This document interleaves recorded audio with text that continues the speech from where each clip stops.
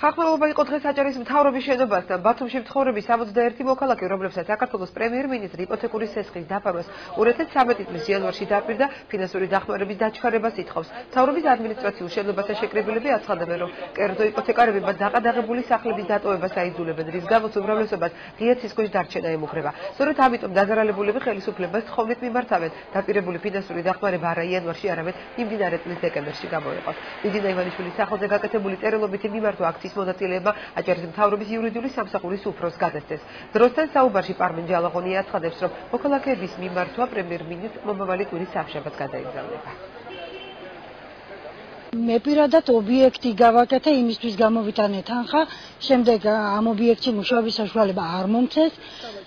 დიახ, ამის გამო დღესაც სახლი 2006 წლის შემდეგ ჩემს საკუთარ ჭერს ვერ ვეღირსებ. გამოსახლებული ვარ იპოთეკის მიერ, ერთი თვეა, ბინა დაკეტილია.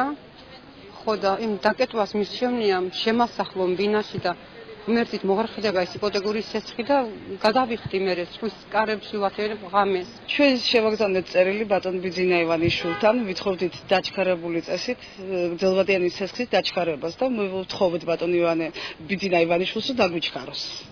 სახალწლებს და გვითხრეს რომ ორშაბათს გადაიგზავნება და სამშაბათს უკვე იქნება ბატონ ბიძინასთან. ძალიან ბევრმა კიდევ არ იცის, ვერ გაიგო რომ აქცია თუ რა იქნებოდა ზღვა ხალხი.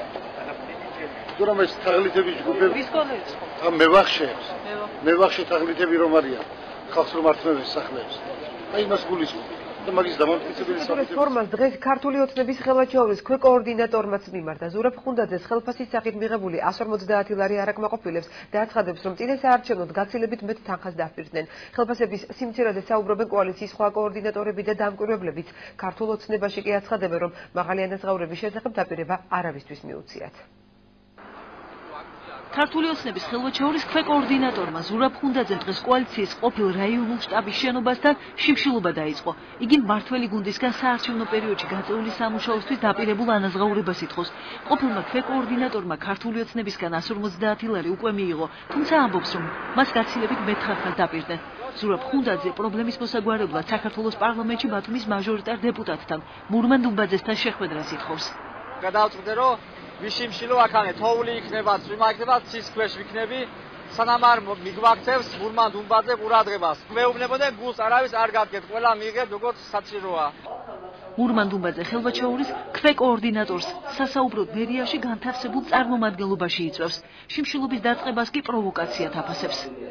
შიმშილობის დაწყება იმის გამო, რომ მან 150 ლარი მიიღო და თუნდაც 160 ლარი უნდა, ეს უბრალოდ პროვოკაცია მედიარდე. ამის გამო შიმშილს არ ეწევს. ნებისმიერი ადამიანი, რომელიც საქართველოს ოცნებასთან თანამშრომლობს და რომელსაც ხელშეკრულებითი ვალდებულებები აქვს ერთმანეთთან ქართულ ოცნებას პიროვნების მიმართ და პიროვნებას ქართულ ოცნების მიმართ, ის ადამიანები ანაზღაურდება ისე, როგორც არის ხელშეკრულების პიროვნების განსაკუთრებით. ამ დრომდე ანაზღაურება არ მიუღია დამკვირვებლებსაც. ისინი დღეს ხელფას კოალიციის ბათუმის შტაბთან ელოდნენ. იყო კოორდინატორის დაპირება, იყო თვითონ ამ ოფისიდან დაპირებები, მაგრამ როგორც ასეთი დაპირებად დარჩა. მე მაგალითად კაპიტანი ვიყავი და თითოეულზე იყო 10 გოგო დამკვირვებელი. ამ გოგოებზე საერთოდ არაფერი არ არის ეს ანაზღაურება. კაპიტნებზე არის 25 ლარი სამარცხვინოთ, 25 ლარის ხალხმა 25-ის კი არა 25000 საქმე გაიფუჭა და მოვიდა გვერდში დაუდგა ყველაფერი. ეს სირცხვილი არა. როგორც გაიგო 24 ლარიან ანაზღაურებას მხოლოდ ის დამკვირვებლები მიიღებენ, რომლებიც საარჩევნო უბნებზე ქართულ ოცნებას წარმოადგენდნენ. დამკვირვებლებზე ხელფასები განსხვავებული არ არის. დამკვირვებელი იყო მოსულები სხვა არასამთავრობო ორგანიზაციებიდან. 25 წელია ვარ ოპოზიციაში და ცხოვრებაში არ ამიღია ხელფასი ოპოზიციური პარტიიდან. თანხის სიმცირით უკმაყოფილო კოორდინატორებისა და ქვეკოორდინატორების ნაწილმა შემოთავაზებული თანხა დღეს მიიღო. ნაწილმა კი მხოლოდ 150 ლარის მიღებაზე ოცნების ხელმძღვანელის ქვეკოორდინატორმა შიმშილობა მუქარის საფუძველზე შეწყვიტა. განცხადებას თავად ზურაბ ხუნდაძე აკეთებს. კოალიციის ყოფილი აქტივისტი კონკრეტულ გვარებს არ ასახელებს, თუმცა ადასტურებს, რომ მასზე ფსიქოლოგიური ზეწოლა განხორციელდა, რის შემდეგაც გადაწყვეტილება შეიცვალა და შიმშილობა შეწყვიტა. რაიონული შტაბის მიმდებარე ტერიტორია მან გუშინ ღამის 11 საათზე ხუნდაძე მას შემდეგ დატოვა, რაც მასთან მეგობრები და კოორდინატორები მივიდნენ. ხუნდაძე ამბობს, რომ დაშინების მცდელობა ქართული ოცნების მხრიდან განხორციელდა და კოალიციის წარმომადგენლები მის ახლობლებს დაემუქრნენ. ქვეკოორდინატორი კონკრეტული პიროვნებების დასახელებისგან ამ ეტაპზე თავს იკავებს. კოალიციის ხელვაჩაური შტაბის წარმომადგენელი დროსთან პირად საუბრებში ხუნდაძეზე მუქარის ფაქტს უარყოფს. მოვიდნენ ჩემი მეგობრები, სთხოვეს ხელისუფლებიდან კარგ რამეს მოელი ვითრეს.